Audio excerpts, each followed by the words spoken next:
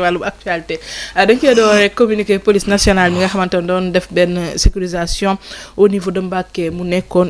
une opération combinée d'envergure sous la supervision du ministre de l'Intérieur jàppale ne bu actualité boobu la ñuy njëkk waxtaanee tey suñ ci jógee daañu jàll ci beneen information boo xam ne fës na ci Seneweb mais aussi yeneen site muy concerné benn accident mortel boo xam ne am na ci autoroute de l'avenir bi ba mu am 5 morts ak 2 blessés ci benn accident bu métti boo xamante ne am na diggante benn camion ak benn véhicule léger loolu aussi dina bokk ci li ñuy waxtaanee ci wàllum actualité buñ ci jógee daañu am li nga xamante ne moom mooy la revue des titres su boobaa dañ ci ànd ak waa régie bokkandoo xool li gën a fës ci yéenekaay yi tey sommaire bi daañu ko tëjee li nga xam moom mooy vidéo du jour jàngatu bés bi ak ki nga xamante ne moom mooy Pape Thiam Mbaye comme ni ñu koy defee chaque lundi et vendredi alors ñu jàll ci di fàttali ñi ñuy seetaan ñi ngeen di seetaanee seen télé moo xam ndax TNT ngeen di seetaanee wala Bouquet Canal Plus noonu aussi ngeen ñu mën a suivre sur nos plateformes digitales bu dee Facebook le toutinfo.net bu dee YouTube GTV Espace Sénégal bu dee ne l'application TikTok aussi GTV Espace Sénégal ngeen mën a interagir ak ñun wax li ngeen xalaat ci actualité bi en attendant CAF di prononcé wu demain débat bi du ma ko tijjiwaat tey ayca police nationale la ñuy door rek sécurisation à Mbacké. Une opération combinée d'envergure sous la supervision du ministre de l'Intérieur. Dans la nuit du samedi à 24 au dimanche 25 janvier 2026, Monsieur le ministre de l'Intérieur et de la Sécurité publique a supervisé une vaste opération de sécurisation combinée entre la police et la gendarmerie dans le département de Mbacké. Cette sortie de terrain s'est déroulée en présence du gouverneur de Diourbel, du commandant de la gendarmerie territoriale, du directeur adjoint de la sécurité publique, ainsi que des chefs de services régionaux et locaux. Dispositifs et moyens engagés, 16 points de contrôle ont été établis à travers le département, mobilisant des effectifs impressionnants, effectifs 428 agents, 253 policiers et 175 gendarmes. Moyens roulants, un imposant cortège de 45 véhicules tactiques, commandement, intervention et des unités motorisées. L'intensification de la présence sécuritaire a permis d'obtenir les résultats suivants. Contrôle 524 personnes, 488 véhicules et 136 motos. 87 interpellations,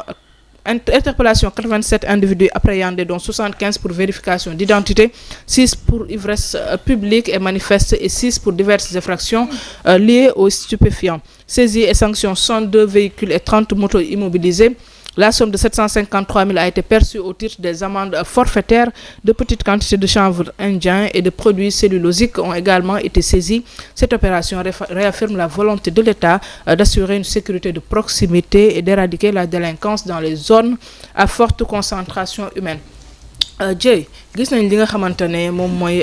sécurisation campagne de sécurisation yi nga xam ne ñu koy mener un peu partout depuis quelque temps et surtout li ñuy gën a seetlu mooy la présence de ñi nga xamante ne ñoom ñoo jiite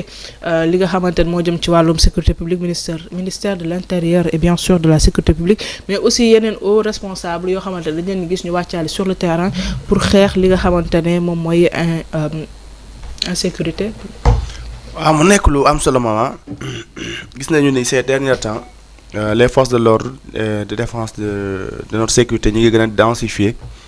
lii di sécurisation wu nit ñi parce que booba léegi ñi koy wax yaakaar naa heure bu ñu ko fi indee au niveau de Dakar dañuy wax ne nañ ko gën a yokk mu wër ci 14 régions yi alors gis nañu bu fekkee dem nañu ci douane Mbacké ñu def ko fa ce qui veut dire que ni déjà ñu ngi koy élargir parce que au-delà de Mbacké gisoon nañu fi tamit Mbour Saly Kaolack aussi tamit gisoon nañ ko fi donc mu nekk lu ñuy rafetlu en tout cas gis nañu ni ñi ngi gën di bàyyiwaat xel li nga xamante ne moo di sécurité nit ñi. ci mois bi nga xamante ni encore une fois dañ koy wax bien vrai que ni suñu force armées yi muy suñu jàmbaar yi ñu ngi ci frontières yi di bàyyi xel bu baax a baax frontières yi wax dëgg fa yàlla. ñoom it ñu jox leen seen wàccuwaay donc it day baax aussi ñu nekk ci biir réew mi ñu gën a fàggu. ni mag ñi naan xam naa damaa dégg wala fàggoo gën faju nu ngi koy waxee noonu Pape fagaroo gën faju c'est-à-dire que lii yëpp day dem ci dara bañ la mën a bett te li gën a am solo mooy à chaque fois bu ñu ko defee di nga gis ni dañuy am na ay xeetu ñaawteef yu ñu ciy jàpp am na ci yu bari ñu ciy jàpp parce que bu ñu defee vaste sécurisation da ngay gis nañ jàpp ay stupéfiants moo xam ay drogue wala boog ñu nekk ci en état d'ivresse di conduire ak yeneen même sax les amendes yooyu ngay gis aussi tamit dana gën a renforcer yokku gafaka li nga xamante moo di réew mi parce que tey jii koo jàpp mu def na ko su dul noonu boo ko amandé xaalis bu dugaat ci réew mi mën na serviraat ci commune bi wala ci département bi en tout cas dara donc daal lañ koy rafetlu di leen gën a ñaaxaat rek ñu gën ko yokku ni ñu ko defee à Mbacké ñu def ko aussi tamit ci fin fond peut-être ci réew mi. Et comme ni nga koy waxee yaa ngi wax wàllum li nga xamante ne moom mooy amende yi on nous parle quand même de 700 et quelques mille francs 753 000 francs yoo xamante ne moom la ñu jot si moom la ñu am moom la ñu dajalee en tout cas ci li nga xam ne moom mooy amende forfaitaire yi nga xamante ne def nañ ko mu mel ne dafay confirmer li ministre de l'intérieur doon wax que ne li nga xamante ne moom mooy indiscipline moo nar a di financer li nga xamante ne moom mooy sécurisation bi. Effectivement bu dee nii lañ ko jàppee kay te xam naa ne Mbacké la ñuy wax tey jii bu dee à Dakar ce qui veut dire que mën na doon sax la double. Maintenant li ñuy wax rek nit ki moom yar dafa am ñaari façon yar ba ñett sax mag moom doo mag boo ko yar doo ko dóor waaye mag moo jàpp muy def naka su noonu nga yëkkati awu ndàmpaay teg ko ci loosam mu fay ko maintenant loolu dana tax ba tëddët moom mu bàyyiwaat xelam mais aussi tamit ko ni wax tudaale rek loolu ñu jël ci ñoom bu ñu ko delluwaat ci askan mën na am ci tur boo xamante ne mën na ko fa fàtt. waaw puisque ni indiscipline wax nañu ba sonn jéem nañu xool nu ñu ko mën a gérer mais malheureusement tu vois des gens yoo xamante dafa mel ni ñu tëxlu du ñu dégg alors léegi moom ñu gën ko corser rek fu ñu war a def amende ñaar dërëm dañ fa def ñeenti dërëm wala juróom benn dërëm peut-être loolu dina tax tey non seulement indiscipline wàññeeku waaye tamit comme ni wax rek dana mën a financer li nga xamante ni moo di dëkk bi. waaw jërëjëf lu am solo la waa Mbacké li ñu def na ci ñëpp roy ndax lu baax dañ koy roy. waaw te loolu ñaan nañ waxante lu baax waaye lu baax dañ ko war di jëfante loolu ñu jëf lu baax la ndax mën naa ni ñoo yor suñu kaaraange bu ñu wëlbatikoo doxaat nag dexaat wëraat dëkk bi yëpp génne fa lu bon ndax mën naa ni lu baax kenn du ko génne da nga koy téye mais lu bon la nu génne lu bon lan génne tamit xool nañ ay sanction yan cay teg nan ko fi may gën a focaliser rek mooy ci côté koom-koom ba nga xam ni moo fa jot a jaare dugg fa côté koom-koom bi surtout ça ku nu jàpp nañ la teg sanction yu metti bu ñu la tegee sanction yu metti gafaka Sénégal diis ci mais tey jii bu fekkoon ni man dama naroon loo xam ne jaaduwul gis ni ba nu jàppee diw kët ca Mbacké sanction yii lañ ko teg prison sax fekk na ko ci dinaa jéem a moytu bu baax a baax ñu wëlbatiku def ko ci région Sénégal yépp ci département yépp partout parce que département Mbacké bii génne 753 000 du département bu mag ci benn côté boo xoolee département Mbacké bu ñuy wax benn commune moo fa nga ne muy la commune de Touba. boo fa génnee commune Touba daanaka Mbacké département ba nekkatul département boo xam ne da nga naan bu colossar lay doon contrairement à Dakar tey jii boo duggoon Dakar fii 700 000 la mais Dakar jàppal ni kon da nga fi génnee milliard 1 milliard boo xafee ci amende di nga ko fi génne parce que li fi jaaduwul dafa bari ci côté yépp nag li ma ci gën a neex mu entre police ak gendarmerie lañ boole. waaw surtout ça nga xam ne déggoo boobu noonu loolu bariwul di gis de police ànd ak gendarmerie. ñu wàccandoo sur le terrain defandoo même liggéey même travail 428 agents aussi nekkul lu tuuti. 428 agents merci beaucoup moom waay très bien ci précision boobu loolu dafa am solo 428 agents nga génne ko ci dëkk bi wàcc ci benn terrain ànd liggéey boobu maanaam dafay wane ni police ak gendarmerie ñoo bokk ndey ñoo bokk baay te ñoo ko mës a bokk. mais liggéey boobu noonu ñuy liggéey tey jii day gën a yombal tey jii police liggéeyam gën a yombal gendarmerie liggéeyam compétence bi nga xam ni police amoon na ko. dina am lu mu dolli gendarmerie mais gendarmerie compétence bi moomoon da koy yokk police kon liggéey boobu noonu nañ ci bàyyi xel bu baax a baax ni liggéey bu am solo la ñu def te gars yi bàyyiwul ñu bàyyi nañ ci xel sax ndax ki jël ay plan teg ni nii laay sécuriser waaye nii laay doxe pour yor kaaraange dëkk bi loolu beneen affaire la man moom loolu moom. mais Pape Thiam wàllum campagne de sécurisation yi nga xamante ne ñu ngi koy def depuis quelque temps ñu ngi koy gën di intensifier soo xoolee à chaque fois démb dama la waxtaan kenn man ko boo duggee police page police nationale tu as l'impression que dëkk bi ñëpp lañ jàpp parce que chaque fois tu vois des vagues d'arrestation et pour différentes raisons gis naa ñoo xamante ne moteur lañ doon sàcc. ay moteur la ñuy war di sàcc moteur oto ba ñu jàpp leen tu vois des gens yoo xamante ne vol à l'arraché lañ doon def ñii affaire chanvre la ñu jàmm ainsi de suite et pourtant ba tey on a l'impression que ba tey les gens ne prennent pas conscience li leen mën a fekk ci yenn yi nga xam moom la ñuy def et chaque week-end démb la woon dimanche. chaque dimanche désormais soo duggee ci réseaux sociaux li ngay gën a gis mooy def leen attention simol am na da ngay génn sax ci mbedd man même démb il m'est arrivé génn ci mbedd bi dajeek ay nit ñooy la bu leen yegg ba ci tali bi parce que simol dafa am et on ne comprend pas nit ñi li leen di may fit ba léegi ñuy oser faire loolu et pourtant on voit quand même que ne suñu force de défense et de sécurité ñu ngi def le maximum pour sécuriser la population mais on a l'impression que ba tey les gens ne prennent pas conscience. xam nga boo déggee sax ñun la Simon am na ñaare comme ni nga ko waxee ci ñaari jours yooyu entre samedi ak dimanche xam ne samedi ak dimanche ci la doomu aadama yi ëpp jot pour mën a génn di seen dox seen activité boo xoolee samedi ak dimanche ci la côté culturel bi surtout yenn activités yi gën a mën a am yenn mariage yi samedi ak dimanche ci la gën a mën a am lu mel ne ngénteeg yooyu yëpp samedi ak dimanche lay am. léegi nag ba ca làmb ja samedi ak dimanche lay am sport bi sax muy championnat Sénégal samedi ak dimanche lay am léegi nag defkatu ñaawteef yi ñi nga xam dañuy sàcc motu ñi nga xam ni jaaykatu yàmbaa lañ nan la kàddu gi leer ñi nga xam ne dañuy def yéeri ñaawteef yi dañuy profité ci occasion yooyu profité boobu ñu ciy profité moo tax loolu du gaaw a wàññeeku léegi nag pour ñu mën ko wàññi dañuy am na dogal bu nu ma soon jël de ci yenn mariage yi ak yenn xew-xew yi nga xam ni gars yi dafa am heure yu ñu ko fixé woon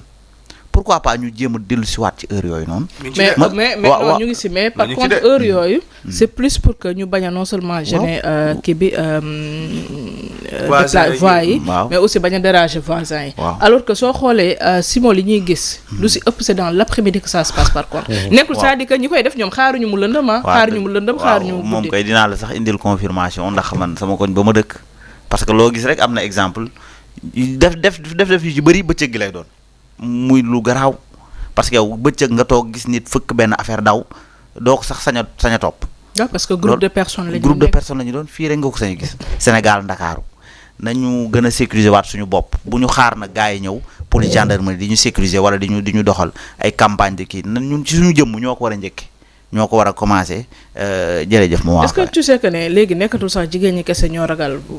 vol à l'arraché. ñun góor ñi dama gis démb ñaar ñu ci scooter lañ doon yëg en fait après kenn ki doon laaj ki si na am na ko doon laaj nag jëlaale nga kooku ne ko non parce que booy ñi ngi si tali bi ñoom sax de toute façon ñoom ñaar ñooñu doon yëg si moto yi sax ñoo ma ne soxna si bu leen yegg si tali parce que dafa am booy yaa ngi fa simol am na mais imaginez donc même góor ñi léegi vous êtes obligé yéen ngeen def attention su ngeen di génn asama kon jigéen ñi. Abdoulaye Dieng yaa ngi def attention ah. yaa ngi moyu. kii de du sax génn weekend. wax ma sa man dafa am na ñuy jël ci man daa am na ñuy jël ci man dama wax dëgg fa yàlla moom koo toog wala koy jël xanaa nga jël téléphone dama téléphone moom boo ma ne kook balaa dara xam ne la am man moom boo ne maa nii bul génne dara nee ma damay jël rek mu jëkk saa booy Kaolack la xamul Ndakaaru xoolal bul ma wax sax naa dama ay bu fa ne di wala nangam bu expliqué nee ma indi li nga yor rek ma jottali la ko saa nitu kaw nit bu dee yow kese la yow bu dee nitu Kaolack la nitu Kaolack la daa rax Kaolack déedéet Kaolack moom man ñi ma fa xam ñëpp dañu am fit waaw kay kii kay moo mel noonu mel ñun waa Louga tamit dañu am fit waa Kajoor dañu am fit ñun maman dëkk bi dafa am question am fit man du ma nekk duñ ma yaakaar du topp ñoo xamante ni saa waay seen àdduna bi amuñ ci dara. mais nag en fait tu vois xam nga loolu moo tax de plus en plus ñuy wax surtout sur les réseaux sociaux que la peur doit changer de camp. c'est-à-dire ñoom dem nañ ba rendre compte que ne les gens dañ leen di ragal tellement que ni nit ñi ñemetuñ génn seen kër yenn jours yi nit ñi sañoon nit ki day ñëw dangu sa alal da nga ko koy bàyyee parce que xam nañ ne léegi nit ñi dañ leen ragal alors que tant que loolu aussi mi ngi am da leen gën a may fit ñuy persister si lu ñuy def. ah mais dañ leen xam nañ fu ñuy jëlee de. waaw xam nañ ko de. am na yenn gox yoo xamante ne nii. duñ fa jël li kii wax dëgg la c'est-à-dire que police yi dëgg la ñooñu fa ne pour assurer sécurité mais population bi ñoo ëpp limu police wala limu takk der yàlla mënuñ ñoom tamit kenn ku ne ñu assurer sécurité gis nga des fois day taxaw na ñi nekk ci koñ yi ñu am fule gis nga am yenn koñ yoo xamante ne nii waxuma la guddeeg bëccëg doxal heure bu la neex kenn du la laal xanaa nga génn ca koñ ba mais am na koñ yoo xamante ne nii doxal parce que yow leer na ne sàcc bu ñu ko fa ne kirtim wala boo agressé bu ñu ko fa ne kirtim am nañ fulla goo xamante ñoom du lu ñuy cautionné mais l'essentiel ñoom nañu maanaam danañ wane ñoom seen bopp ni fii dëkk bi dañ ko fi interdit wala nangam tey lu mel ni Canaba tey da lay leer yàlla de wax ma sax sàcc tux rek boo ko fa defee am nga problème bu toll ni màggal kii lu mel ni Touba coolu mooy mu nga defee fu lépp fu ne ba mu def Touba lu mel ni Yoff gii xamante ne fa la lébu yi ne fii dem fa rek naan da ngay jéem a kii nga xool ba xam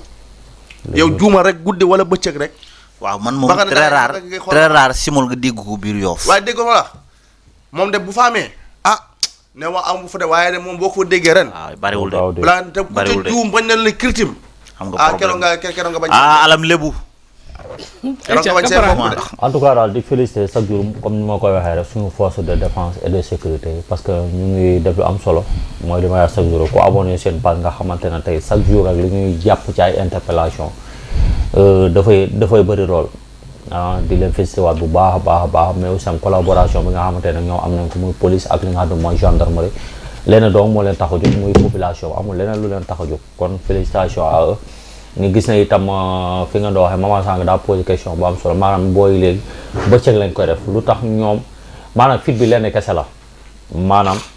dañuy bàyyi ba benn mbër am combat ñu profité ci loolu def mbumbaay convoi yëpp lu ñu romb ak lu ñu mënti romb fuur bu ñu romb ak loo am fit yàlla xam na ne dañuy jël li nga xam ne moo xanaa nga jaayante pour dee comprendre loolu itam ministère de l'intérieur yaakaar naa mu ngi ciy liggéey bu baax a baax parce que keroog gis nañu déclaration bi nga xamante ne benn commissaire def na ko ci biir arène nationale kon gars yi promoteur itam ak ñi nga xam ne supporters ñu ngi ko bàyyi xel bu baax a baax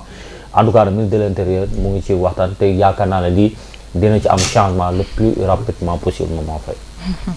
Merci beaucoup Caporal comme ni nga ko waxee on espère que vraiment dinañ am des solutions durables face à tous ces problèmes là et que nit ñi mën a nekk ci sécurité parce que sécurité non seulement dafay am benn impact économique boo xamante ne da koy am mais même du vis-à-vis de l'image bi nga xamante ne moom la réew mi di joxe ci biti daf ci am solo parce que c'est très important gis nga boo nekkee sur réseaux sociaux yi nga xam ne Sénégal nekkul rek benn côté yeneen pays nekk beneen côté tey da ngay gis sa benn information bu amee Sénégal tu vois d'autres sites de d'autres pays yu koy reprendre pour wane que ne kon tey boo amee insécurité aussi ba mu fës ñi si biti noonu lañ koy sentir sa économie buy dox ñi si biti noonu lañ koy sentir ainsi de suite et comme ni ñu koy waxee rek il faut que la peur change de camp c'est pas intéressant nga nekk sa dëkk et que vraiment ngay am des limites parce que d'autres personnes ont décidé que ne ñoom ñooy faire la loi ci mbedd bi ba nga xamante ne yéen vous êtes obligé de rester chez vous wala di def nit dina def attention certes parce que dëkk yëpp am violence dëkk yëpp am insécurité certes mais quand même fit bi ñuy am ak sañ-sañ bi ñuy am dafa commencer di gën a jéggi dayoo et chaque fois on voit la même chose mais sam nga baal moom mooy am na loo xam ne lu ndaw la mais aussi itam maman lu jar a bàyyi xel la muy masque yi Sénégal fu mu gënee maanaam masque fu ñu ko gën a xamee wala fu ñu ko gën a reconnaître mooy coronavirus bu mu fi amee woon comprendre mais tey boo yu bëri yu ñuy simol itam casque lañu nu mu tudd masque la ñuy demee fi nga xam ne mooy esat xaw ma nan la ñu mën a def nag ba soit ñi nga xam ne ñoom ñooy jaay masque nan la ñu mën a def ba assainir loolu maanaam loolu noonu il faut ñu xoolaat ko mbirum masque yi ku ñëw xam nga maanaam ñu bëri ñi lay simol tey bu doo gis seen kanam dañuy takk masque ba doo gis itam seen kanam itam loolu itam nañ ci bàyyi xel bu baax a baax kagul yi quoi seen masque yi comme masque corona léegi même les masques sax da ngay gis ñu jël seen capuchon yi xam ko wàccee ni takk masque donc tu as du mal à pouvoir reconnaître ki nga xamante ne moom mooy nit ki autre chose aussi qui est bien boo xam ne dernièrement ñu ngi si jàpp nit ñu bëri mooy caméra de surveillance yi et les caméras de surveillance actuellement ne coûtent même pas cher et dina baax na aussi sécurité dëkk bi et on en parle les caméras yi nga xam ne ko bëgg def si mbedd et tout et loolu aussi dina jàppale bu baax li nga xamante ne moom mooy liggéey bi nga xamante ne force de défense et de sécurité ñu ngi koy def ñu jàll ci beneen information bu xaw a métti boo